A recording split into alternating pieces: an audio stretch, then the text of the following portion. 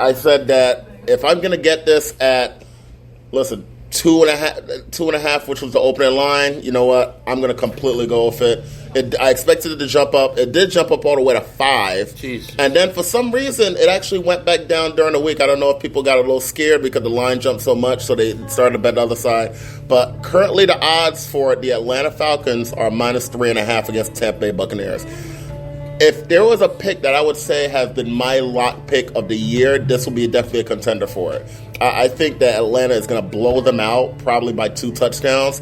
I have no idea why this game is even close or within 7 points. Tampa Bay is one of the worst teams in the league. They have a horrible defense. They give up the ball too much on offense.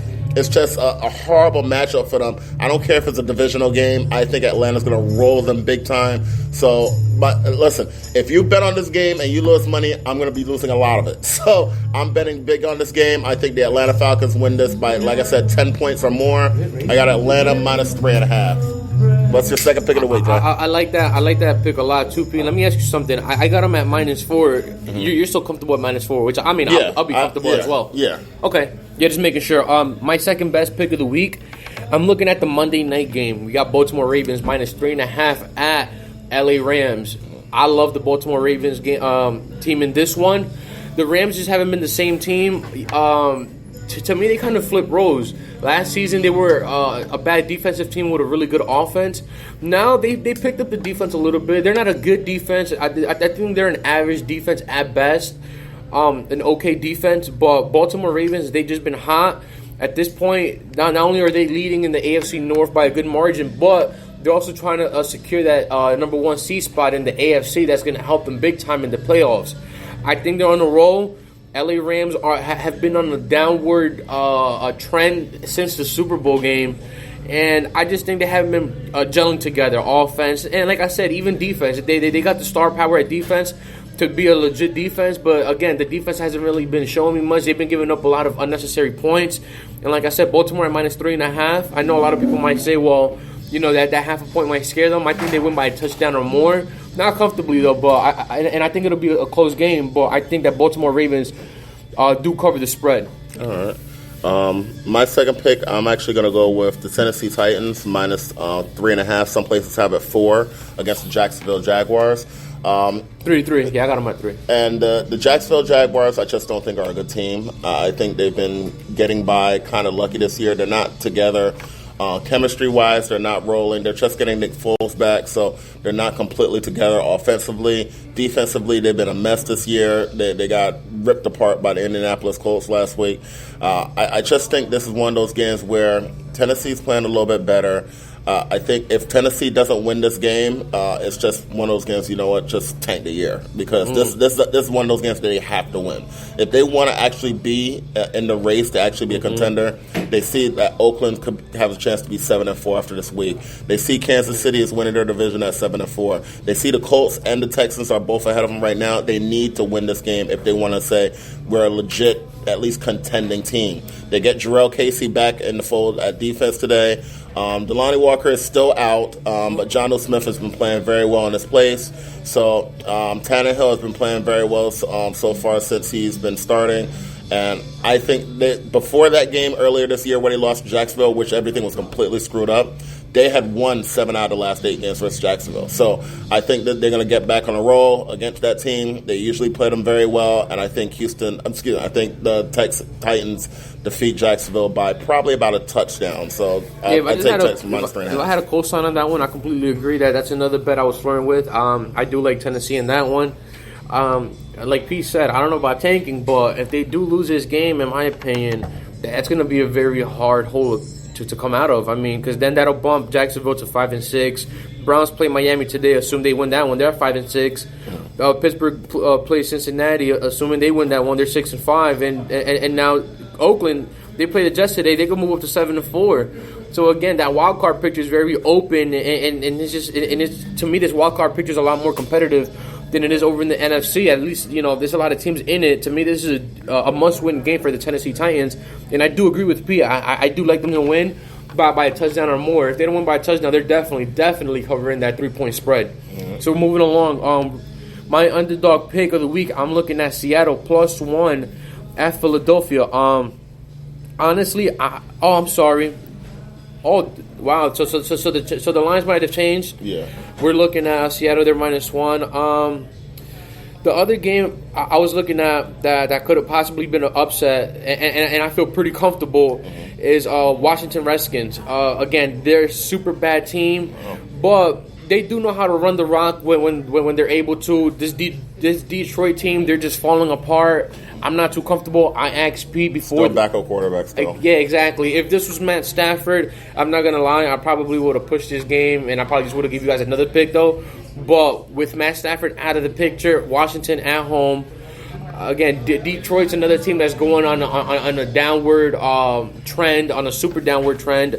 They're talking about Matt Patricia getting fired at this point already. I don't know. Which is not fair. I don't know what's going on, but again, in this situation with the backup quarterback, the Redskins defense have been playing okay, but they do make some, they do give a lot of teams trouble at points, and honestly, I don't like that second string from Detroit.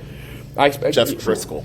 Yeah, I'm not a fan of it, but I do like Washington Redskins in this game to win outright. If you guys, again, they're +3.5 at home.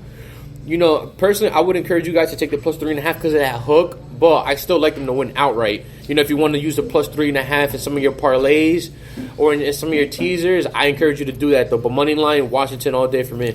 That's one of those games where you get to see if Washington's on that point of tanking, because right now they only have one win all year. They're the number 2 pick if the draft were today, and a win can definitely hurt that, because you have the Giants that have 2 wins. You have I think one other team that has 2 wins. The Dolphins have 2 wins. So they're right in that run where if they lose the rest of the games, they'll get the number 2 pick. If they win a game or 2, it can bump them to like the 5. It can drop them to like 4 or 5. Right. So today is one of those games where it's a winnable game. If they are close, then all right, they're still fighting. If they get blown out today against Detroit, it's pretty much a sign that all right, we're tanking and looking towards next year. So. And don't get me wrong, in the whole term tanking, it does exist. But players don't tank. Let me just say that. Players don't ever tank. They always try to win. Players will never tank. But organizations do. Always the front office. It always coaches too. Always starts with the front office. Always starts with the coaches. And yes, Pete's right. And that facility, they do tank. Players never tank. Yeah. Again, we got players that are playing to keep their jobs for the next season. And you got players that want to get paid, and like I said, want to come back next season. So. They have bonuses too, depending on how good they do with their stats. So their players will never tank, but definitely front offices and coaches definitely lead that tanking train. My last pick of the week is actually going to go against one of your picks. I am a person who has said the AFC is completely overrated this year, whether it's New England, whether it's Baltimore, I think that there's not a top. I would say the top 3 teams in football, in my opinion, are all in the NFC. I think this is a week that you're going to see Baltimore play against a Rams team that maybe could be looked at 5th, 6th in the NFC, but I think it's a good stick to see if Baltimore is legit on that top level of the top NFC teams, if they can beat them, or if this is going to be a game where the Rams beat the Ravens and they've completely proved me right that the whole AFC is overrated. I think the Rams as an underdog, I think it's 4.5. You have it right now, or 4? I got it 3.5. 3.5. So whether I have the 3.5, 4, I have the money line. I think the Rams are going to win that game. Yes, their offense is not as explosive last year, but since the bye, they seem to be wanting to use Gurley a little bit more. And Goff is playing a little bit better. He's still inconsistent, but a little bit better. Their defense is actually playing okay. So I actually think if you're going to go for an underdog to try to pull an upset, I'm actually going to go with the Rams to pull what I think is an upset, because I think Baltimore is overrated. I think their teams are pretty even, but with the Rams being at home, I'm just going to go with the Rams for that one. If I just had a comment real quick on that one, I do agree with Pete. The AFC is overrated. Baltimore, I'm not completely sold on them yet. They've had some hiccups along the way to get into that record. The Rams, they're definitely in a situation, in my opinion, that, again, this is another must-win game for them. Why? Because if they lose this game, then you got other teams, and it's a possibility that even San Francisco could be looking at a wild card if Seattle wins that division. So, again, this is a game that Rams do have to win. Obviously, I'm gonna disagree with Pete on this one. A game that, technically speaking, can go either way. And a game that I was looking at early in the week, though, But Pete's right. This is a game that's going to prove a lot for either team that wins. I'm still rolling with the Ravens. He's going to roll with the Rams. It's going to be a good game. And we've gone head to head, I think, 4 times this year. I think it's 2-2. So this will be a good tiebreaker for that. Yeah. But because there was a little glitch at the start, I'm not sure what happened. I want you to review all 3 of your top picks again. So all 3 of my top. So my number 1 pick, I'm going with the total 47.5 with the Green Bay Packers and 49ers game. With my underdog pick of the week, I'm looking at the Washington Redskins at home, my plus 3.5 against the Detroit Lions. And my second best pick, I'm looking at Baltimore Ravens minus 3.5 at Los Angeles Rams. All right, and my top pick of the week was Atlanta. I called it one of my probably top 3 picks of the year in terms of locks. I'm really all over Atlanta. I think they win this by double digits, so I got Atlanta over Tampa Bay. Some places you get it 3.5. I think it's 3.5 currently, but some places even have it as high as 4.5. I would still take Atlanta. I think they're going to blow them out. My second pick of the week was Tennessee Titans minus 3.5 versus Jacksonville. They've owned Jacksonville until the last game earlier this year, won 7 out of 8. I think they're going to continue that streak now that Tannehill's in there and they're playing better on offense. And my upset pick of the week, like I said AFC was a little bit overrated. I think everybody's all over the Ravens right now. I think the Rams at home will beat the Baltimore Ravens. Even though the spread is about 3.5 to 4.5 range, I think the Rams win that game. So with that said, let's go. Did you have any bonus picks or what's that at? Bonus picks, if I just had to look real quick because there was you might as well go to that one day. We're going to pick an upset. the Seattle Philly. Actually, you know what? I love that pick. It's a pick 'em at this point. I think Philly was a favorite at one point, and yes, they were. Philly opened up as a 2.5 point favorite. I don't know why. But I love Seattle in this game, -1 again. They're in the NFC picture. Even though Eagles are too and they're still fighting for whatever reason, I'm not sold on Wentz. I was never a fan of Wentz. That team is banged up. I think Wentz is overrated. Aguilar, goodbye. I mean, he's bum. Yeah, so Seattle's been hot. Eagles have been iffy. I'm going to go with the hotter team. That's my bonus pick. Seattle to pick them. I don't have any bonus picks this week. But we did get a couple fantasy questions in, both from my boy Pat Wheeler. The first question is McLaurin, the wide receiver from the Washington Redskins, or Washington, your boy from the Pittsburgh Steelers. I personally would go with McLaurin because McLaurin is the number 1 option. And you even picked Washington to win, so I think for Washington to win, he's going to have a good game. So I'm going to go with McLaurin out of those 2. I agree. With Deontay Johnson, being cleared of the concussion protocol, I feel like he's probably going to get more receptions in Washington. And with Cincinnati ranking dead last in the running defense, I feel like they're going to be we might see a similar jet sweep type of game. Jalen Samuels and Benny Snell Jr. Sharing the backfield. So I do like McLaurin in this game. And the other question he had was Greg Olsen or Cameron Brate from Tampa Bay. I'm going to go with Greg Olsen. Even though I don't expect him to have a great game, I can see maybe 50, 60 yards. Even if he has a good game, he'll probably be no more than like 70 or 80. But I don't think Cameron Brate is going to be... I mean, listen, I'm a big O.J. Howard fan. He's had a horrible year. Cameron Brate is there, and he deserves actually more of the time. But that team is just completely screwed up. I already said earlier that I think Atlanta's going to beat the hell out of them, so I don't think they'll be scoring much. So I'm actually going to just go with Greg Olsen and go with a safer play there. I agree with Pete. I mean, at this point, a couple months ago, I would have gone the other way though. But I definitely like Greg Olsen at this point in the season. Considering how teams are playing and and the energy they're playing with. Yeah, and a couple things now that getting near to the end of the fantasy year that you got to start thinking about. One, if you're in a 2 QB league, there's no QBs out there. You already know that. So you need to start picking up your starters' backups because if they get hurt, you don't want to get screwed. You don't want to have no QB for the playoffs if you're a playoff team. You got to pick up your team's backup.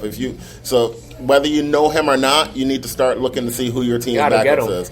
And especially with this season. I mean, this season's been you see quarterbacks going down every 5 seconds. So everywhere, even second string is going down. So again, better safe than sorry. Especially if you guys are looking at the playoffs already for your fantasies, pick them up. I mean, like Pete said, even if you don't know them, you need them on your bench because if something God forbid something happens, then you're looking at at the potential of being eliminated, which obviously you guys don't want that. And the thing and breaking news as we're getting it right now. Matt Stafford said he hopes to return this year, but just saying that alone means that it's probably not a good sign for him to play in the next week or two. Wow. Which means if you have him in fantasy, you pretty much need to make secondary plans right now. Should have been doing that before because, listen, like I said, if you have a quarterback right now, especially in the 2 QB league, you need to have backups. You got to have somebody. You got to have 3 QBs. You got to have 4 QBs. You got to have your team's backups. You got to start thinking about those things. If you're not thinking about those things, then you're not really prepared for playoffs. Also, you need to start making sure you have your running backs backup. A lot of these teams do running back by committee, but you need, let's say you got somebody like a Todd Gurley, you got to make sure you have Malcolm Brown. You got to make sure you have your team's backups. Even somebody like Christian McCaffrey. Christian McCaffrey takes 99% of his snaps, so you barely even see his backup. You still need to know who the backup is, whether it's Jordan Scarlett or whether it's the whoever they just traded for. So you got to find out who that is. So, and last part, just to get to before we finish the show, defenses. You have to start looking ahead of time for what teams are going to have easy matchups for the playoffs. And one team, well, a couple teams stood out to me, but one team particularly stood out to me. Over the next 3 weeks, after this week, so that's why we'll pick them up right now if you can, the Philadelphia Eagles played probably the easiest schedule you can possibly think of in terms of defenses. They played 3 teams that turned the ball over so much that they can have the type of run that New England had at the start of the year. Wow. So you can get a big boost from the Philadelphia defense if you get them right now. So they don't have a great matchup this week, so they're probably on your waiver wire. I would say jump on them right now, and you can thank me over the next 3 weeks because their next 3 weeks are going to be really good. I think they play against Tampa Bay. I think they play against Miami. I think they play against Giants. I think those are turnover machines. Yeah, those are your 3 weeks for the Phillies. So go and pick them up. The other 2 defenses really quick to look at. You got to look at the Jets and you got to look at the Green Bay Packers. Both of them have pretty good matchups for the next couple of weeks, for the next 2 weeks. But like I said, Philly number 1. If you can get them next 3 weeks, just start them and don't even think about it. Any more comments before we head out? You want to talk about the format we have coming up to? Well, no, we'll talk about it. Well, all right, so let's finish that. We'll finish up the show with that. Now, like I said, last week, we always give you 3 picks a week. We understand you guys aren't always picking those games. So, listen, next week, it's going to be like Super Bowl time for us because we got 3 games on Thursday. It's Thanksgiving. Yeah. We're going to be giving you all 3 picks for all 3 games. There's no more bye weeks, that's it, right? And there's no more bye weeks. So there's going to be 16 games every single week. So we're giving you the 3 games on Thursday. We're going to give you the other 13 on Sunday. And then from then on, we're going to give you every pick for every single game. And like Pete said, obviously we're not going to get into each game. We're just going to run through it real quick. And obviously, as we're running 30 seconds each and go. And as we're running along through it, we're gonna tell you guys which ones we really like, which ones we're 50-50 on. So you guys get to pick which ones you guys want to go with. Yeah. So you don't have to watch the show just saying, "Oh, I hope they pick my game," because we're picking all the games now. That's right. So with that said, we're gonna catch you actually Tuesday. We're gonna be catching you guys Tuesday from another location back in Agave, and we'll start giving you those Thanksgiving picks. Everybody, if you can't see it, have a happy holidays. But check into the show, and we'll catch you on Tuesday. Peace.